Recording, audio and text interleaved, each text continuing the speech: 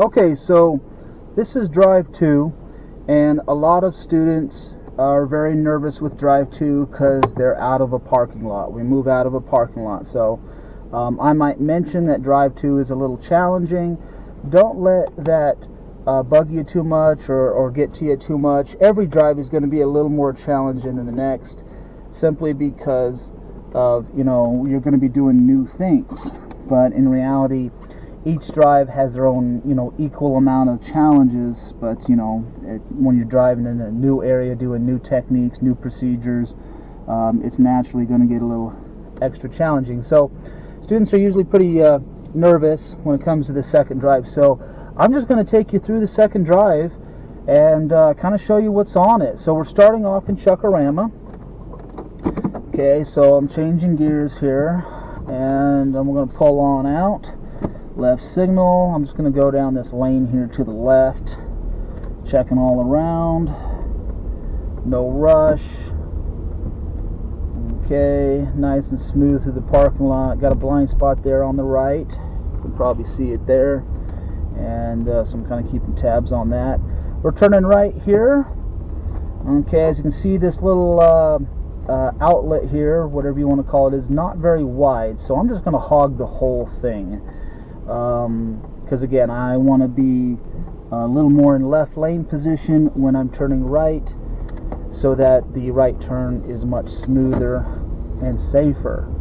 Okay, we're going to come to this light here, and we're going to try to stop where we can see the line. So you start early, smooth braking, and this is exactly the type of driving. So my speed, my braking. This is exactly what I'm kind of looking for. And again, it's going to be tough on the second drive because you're getting used to braking and gas and staying between the lines. In the parking lot, we didn't worry too much about accelerating or staying between any lines. Check left, right, left, and we're proceeding. Got a couple of nasty bumps here. Okay, made it through it. Turning left here at this Ash Park lane, at this stop sign. We're going to stop before the crosswalk. Okay, pedestrian bicycle check, looks good. We're going to inch on out, fix the blind spot on the right.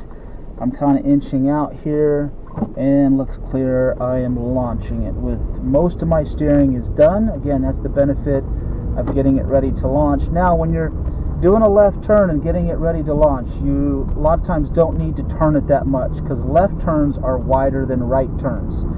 So you can get it ready to launch a little bit, just to kind of get the steering started, but it's not as critical as when you're turning right.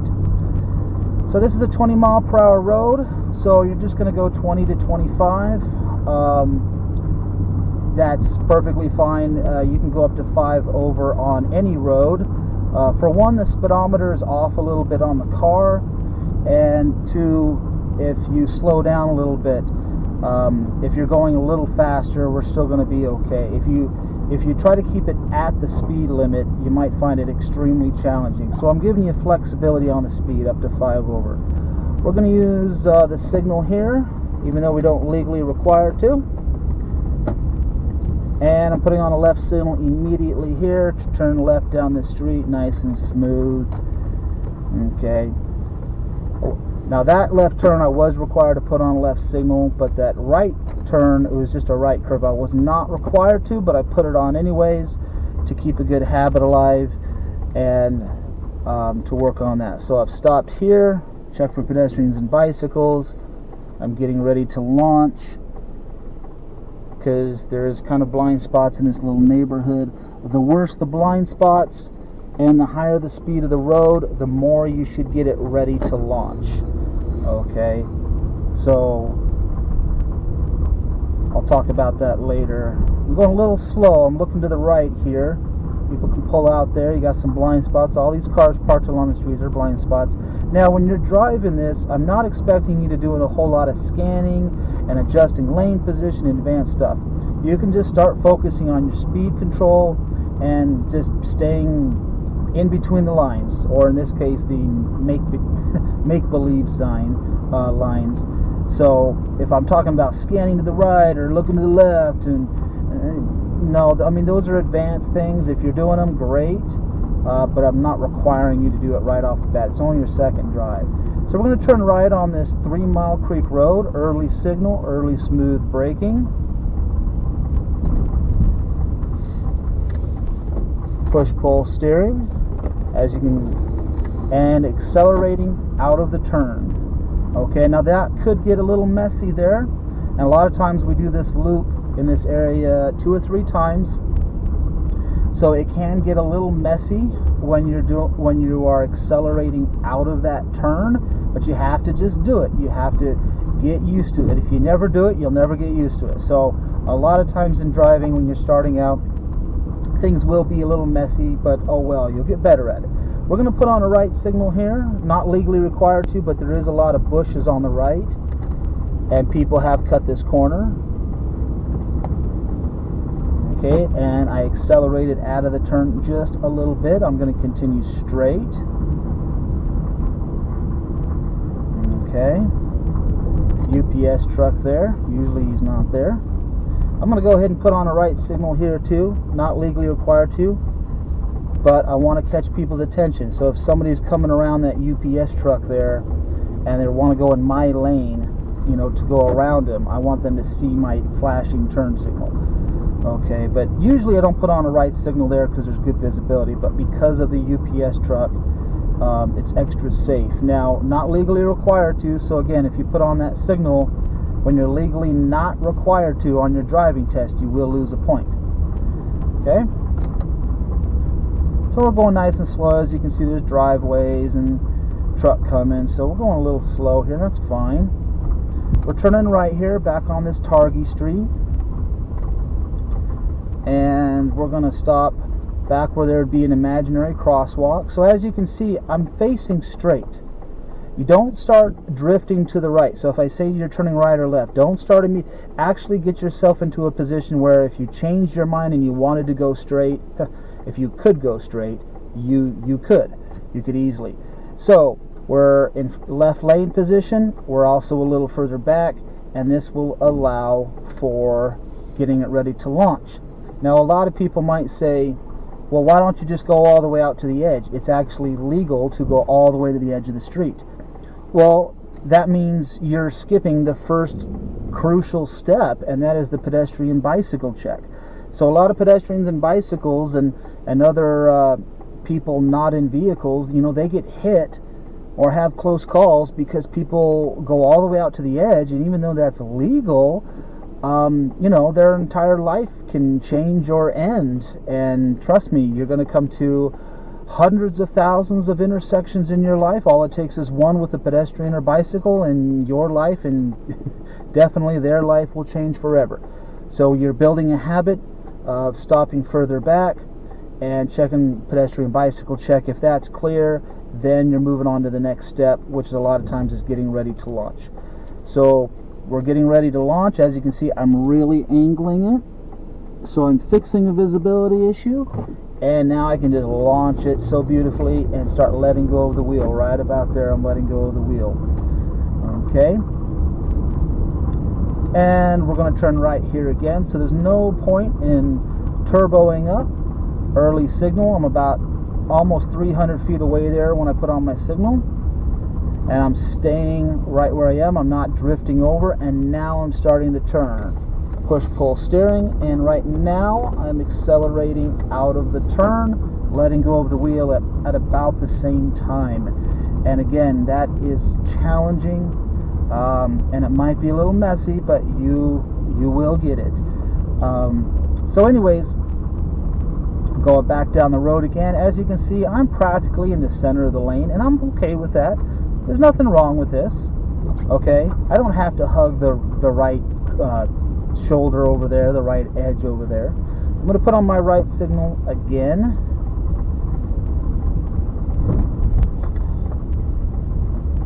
And I'm just doing gentle push-pull steering around. And on these curves, it is okay to look at the curve. A lot of driving videos, they tell you to immediately look further down the road. Well, that can really screw you up at first. So it's perfectly fine. So like right here, I'm just going to go ahead and put on my right signal. I don't care. pretty decent visibility. Now I'm actually looking at that right curb or that right edge there. Now as I'm coming out of it, my eyes are coming up. But if you do a turn or you do a curve and you're immediately looking way down the road, as they say in a lot of driving videos, you could end up drifting, you could end up cutting the corner really good. So at first, when you're first starting off, it's perfectly fine to look at the curb itself. And that's part of what you're doing when you're getting ready to launch. So again, I'm going to do this again, early signal. I'm going to stop where there's an imaginary crosswalk. Now, a lot of times you can't go wide left. As you're approaching, you want to assess how wide the outlet is here. So you can assess, hey, what about people coming in? You don't want to be so far to the left that you get hit by somebody who's coming in and doing a right turn here. So again, that's part of that assessment. You don't have to do that. I will help you with that a lot. I will help you with that. So that type of assessment, as in, you know, people coming in who could hit me, a lot of times you don't have to do that. I'll just say, let's get in a little more of left lane position, a little more right lane position. Okay, so I'm getting ready to launch here. Now this is not a high-speed road, but there's a bad blind spot, so it's good to get it ready to launch. If you can get it ready to launch on any road, it's always nice. We will practice full pullouts where we don't get it ready to launch, because you need to know how to do that. That's a little more trickier. Early signal, and start turning, push pull, and starting to accelerate out of the turn. The car is a little jumpy sometimes, so if you hit the gas, it might kind of jump a little bit. Don't worry about that, you'll get used to it. It's just kind of how this car is made, where you'll give it a little gas and something doesn't happen, and then all of a sudden she just kind of goes. But in reality, it's actually good for your driving, because you'll build really good sensitivity to the gas pedal here. Right signal here. I'm doing push-pull steering. Now I'm pulling with the right, and I am looking at the curb or at that edge, and then as I come out, I'm accelerating a little bit, letting the wheel go, and looking a little further down the road. Now I'm turning left here, so we'll talk about yielding left turns later. So for now, I'm just going to tell you to do the left turn. Don't cut the corner. Again, when you're doing this left turn, it was almost like you're aiming for that fence over there. For about 1 to 2 seconds, you're doing a temporary aiming over to that fence right there. Because again, especially on those left turns, if you, like I'll do it here, if you look further down the road here, then you're going to do this. Watch this. You're going to cut the corner. See that? Oh, there's your oncoming car collision, because I was looking further down the road rather than looking at the curb itself, the right curb over there. So again, you may hear, hey, when you do turns, look further down the road. Not at that time. You can do it later as you get better. Okay, so I'm going to put on the left signal here, push-pull steering around here, and there's a guy parked over here, so I don't want to get too close and freak him out. He's just hanging out. Okay, now I probably won't have you turn left down this little lane right here, but that was just to kind of show you what could happen if you are looking too far down the road at first. And I'll go ahead and do it here. So I'm turning left. There's no stop line, but there's a crosswalk area, so I'm stopping a little further back. Pedestrian bicycle check only takes a few seconds. Now, here's another thing to remember. This is important. When you inch out, when you are rolling up to get in launch position, and you're fixing a visibility issue, you're getting in launch position, when you are rolling out, you must keep your foot gently resting on the brake. You can keep your foot gently resting on the brake so the car rolls out perfectly fine, but the brake lights are still on, and it's important to keep those brake lights still engaged. You want those brake lights on. If you start to roll out and you take your foot off the brake, the guy in back of you will think you're pulling out. Okay? The guy in back of you will not think that you're stopping a second time. So, and it's especially important to not give it gas to go out a few feet. If you take your foot off the brake and you start rolling out, the guy will think you're pulling out. But if you also give it gas, if you actually accelerate a little bit on, just getting into launch position, the guy will really think you're pulling out. And it's a very common collision where people roll a little bit, they take their foot off the brake, which makes the brake lights disappear, which gives the guy the impression that you're pulling out. And a lot of times people actually give it gas just to go a few feet, and then they hit the brake again for whatever reason, and then they get rear-ended at about 2, 3, 4, 5 miles per hour. It is a collision. It is on your record, and all that mess of a collision. It's embarrassing. It's stupid, and it's completely avoidable. So whenever you are inching out, try to keep your foot ever so slightly gently resting on the brake. The brake pedal is a very sensitive pedal. So if you just barely have your foot on the brake, the brake lights will come on. In my vehicles, there are brake lights, extra brake lights in the back window that I installed. So you can always look in your rear view mirror and you'll see a glow from the red brake lights in the back window, and that way you'll know, you'll see how the brake lights are very sensitive, just gentle resting. So again, when you are inching out, try to keep your foot gently resting on the brake. So like right now, my foot, I'm inching out nicely, and my foot was gently resting on the brake. Okay, so here, if I, in doing this left turn, and I look all the way down this lane, let me turn the camera a little bit here, all the way down that lane, chances are I'm going to turn too early. So I have it ready to launch, but I'm still kind of looking over there at that little bit of white fence. So as I pull out, just for 1 or 2 seconds, I'm going to kind of look at that white fence right over there, okay?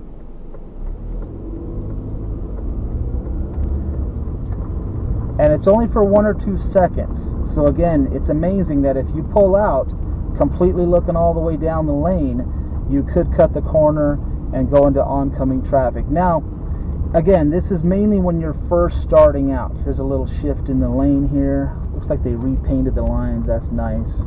Don't need a signal here. It's just a little shift in the road.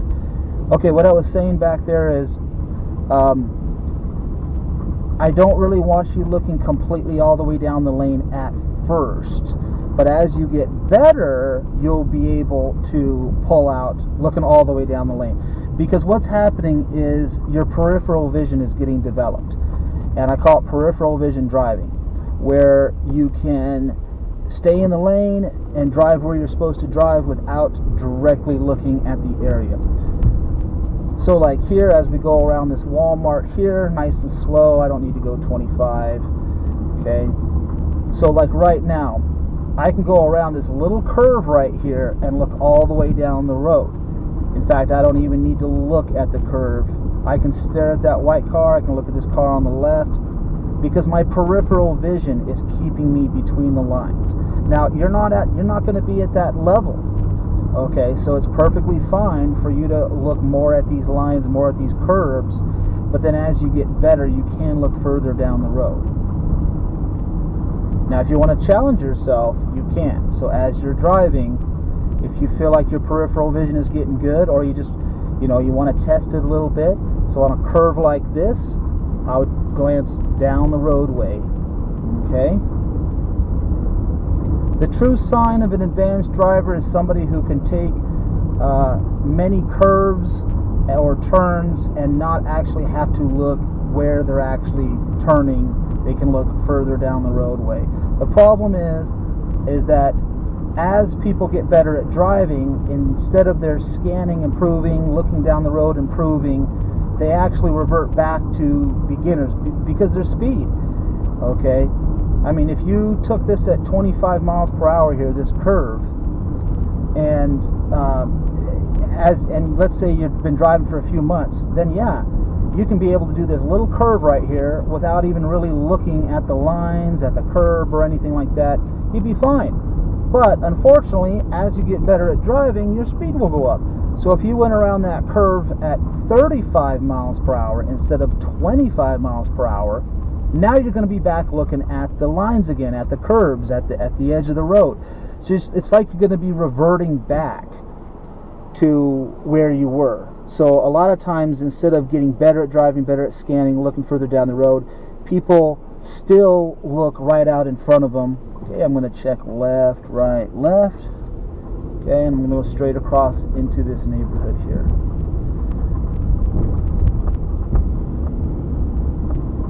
Okay, nice and smooth, nice and slow. I'm just in a neighborhood here. So again, it's unfortunate that as people get better, their speed increases, which means they actually cannot drive advanced because they have to look more at the road. So like right here, I'm going to turn right, and this is what you're going to do.